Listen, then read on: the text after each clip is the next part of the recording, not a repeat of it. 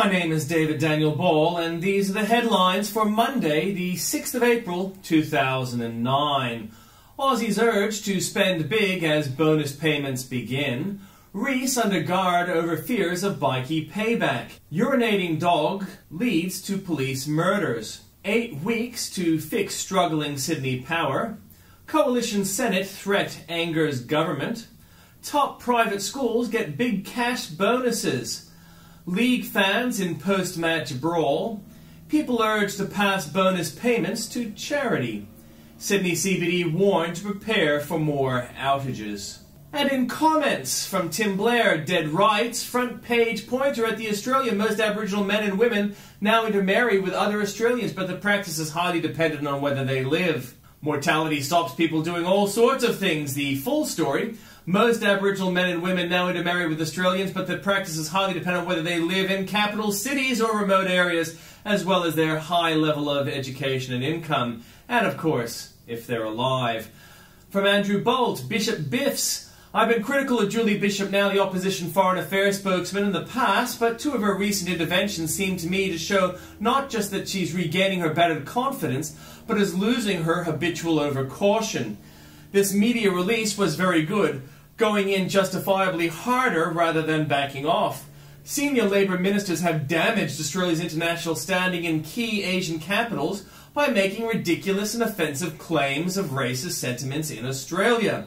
In a desperate and disgraceful attempt to shield from proper public scrutiny the incompetence and dishonesty of Defence Minister Joel Fitzgibbon, the Treasurer Wayne Swan and Trade Minister Simon Crean have both introduced the race card on trips to Tokyo and Beijing. In The Australian on March 31st, the Treasurer was reported as telling Tokyo correspondents that the federal opposition had introduced a yellow peril tone to the controversy over Chinese investments in the Australian resources sector. And her cut through the spin performance on Insiders today was the most effective on China, Rudd and the Tantrum, for instance.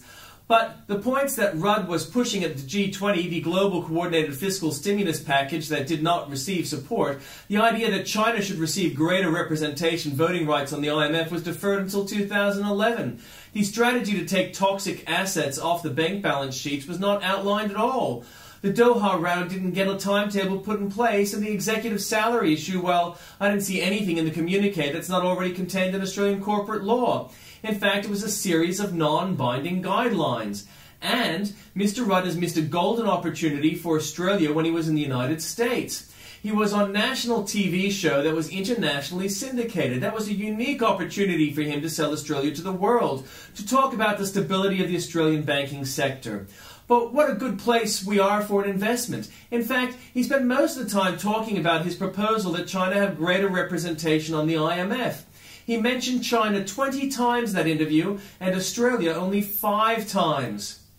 Lovely president, so easy to forgive. Barack Obama gets no more troops from Europe for Afghanistan. Barack Obama made an impassioned plea to America's allies to send more troops to Afghanistan, warning that failure to do so would leave Europe vulnerable to more terrorist atrocities. But though he continued to dazzle Europeans on his debut international tour, the continent's leaders turned their back on the US president and on his teleprompters. Obama is the American president who charms, but he does not persuade. George Bush was the opposite in assembling a coalition for Iraq.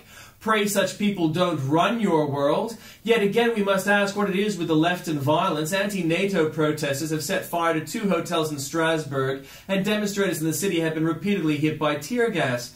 Some of the protesters, throwing rocks, tried to storm a massive police blockade at the Pont d'Anvers bridge. And what would a world look like that was run by people such as these?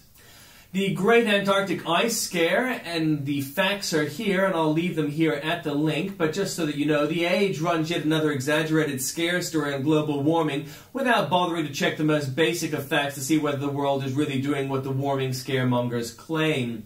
A racial divide is married away. More proof of how false it is to formally divide us by race through treaties, welcomes, or race-based parliaments. In their new analysis of 2006 census data, the Monash researchers found that for the first time, a small majority of both Aboriginal men and women were married to non-Indigenous people. To give children more or different rights to their mother on the grounds that they are Aboriginal and she is not is beyond merely stupid. Labour now unsure workers deserve fairness. How dare people be upset about bastard bosses? Criticism of Kevin Rudd's outburst on a flight from Papua New Guinea is completely over the top, Treasurer Wayne Swan has said. This from the party that campaigned with ads like, and I've left one there at the link. Note which bastard boss made this pre-election claim. Every working man and woman deserves to be treated fairly in the workplace. G20 sells out freedom. Keith Hennessy, a former economics advisor to President George W. Bush, says G20 leaders seem to have had a disturbing change of heart about freedom since November. And they've got key paragraphs from the November summit and later that you can take a look at with everything sort of divided for you at the link. And by Mark Joseph, Obama sends a clear message to America's allies. You are on your own. Die-hard fans of President George W. Bush make a habit of reminding the rest of us that his presidency was successful because America was never attacked on our soil after 9/11. This is a smart argument to make, of course, since absent omniscience, it's impossible to refute. But a successful foreign policy is often difficult to analyze, since it's nearly impossible to judge what evil was prevented from happening by the way America postured itself. President Ronald Reagan was often mocked for being just an actor, but it is precisely the skills of an actor that are often required of an American president when conducting foreign policy successfully. Reagan, the actor, sent unmistakable signals to his enemies that his tolerance for misbehavior on their part would be zero, and dictators, tin horn ones and otherwise, get the message and generally behave themselves. How did he do it? First, there was the deep fear he instilled in the Soviet Union by turning a microphone test before a radio broadcast into a stern warning when he joked, "I have just signed legislation outlawing the Soviet Union forever. We begin bombing in 5 minutes." Reagan also understood that his invasion of the tiny island of Grenada, which had fallen prey to communist Cuba, would have no significance in and of itself, but could nonetheless send a powerful message to the rest of the world, and make it clear to America's enemies that they might be next on the list if they were to similarly misbehave. I have no way of proving this, but I have a strong suspicion that the Chinese government would never have cracked down on freedom-loving Chinese students in Tiananmen Square had Reagan still been in office. Reagan was a wild card. The Chinese would likely have reasoned, and it wasn't clear how he would respond to such an affront to American values. But with George Herbert Walker Bush, a moderate fellow who had once been ambassador to their country, they were likely to have predicted what he would have offered after their brutal crackdown. A muted response that was of little help to the dissidents or any harm to those who perpetrated the crackdown on them.